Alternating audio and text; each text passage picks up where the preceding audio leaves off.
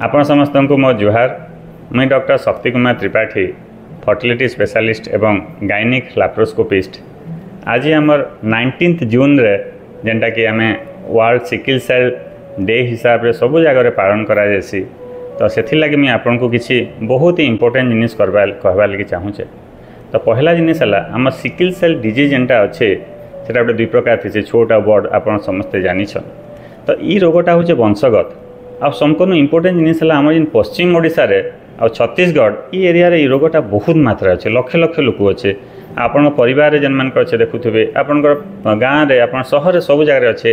आई रोग जेन मान अच्छे केते कष्ट पाउछन से समस्ते जानी थे। तो मुझे से सब बेले चाहेसी कि ये रोगटा तार प्रभावटा कमु।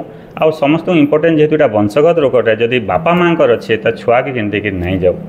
तो से इतार लगे बहुत एडवांस ट्रिटमेंट मैंने आसलान जेनटा जदि प्रेगनेंसी कनसिव होला पर भी छुआर से रोग अच्छे कि नहीं जना पड़ी। फिटाल मेडिसिन आम गोटे विभाग अच्छे।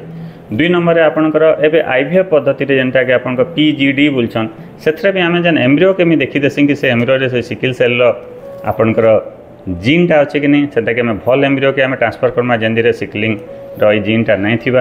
तो हेती लगी आम सब एडवांस ट्रिटमेंट सुविधा नौ आटा के अवेयरनेस करवाटा हूँ मुख्य।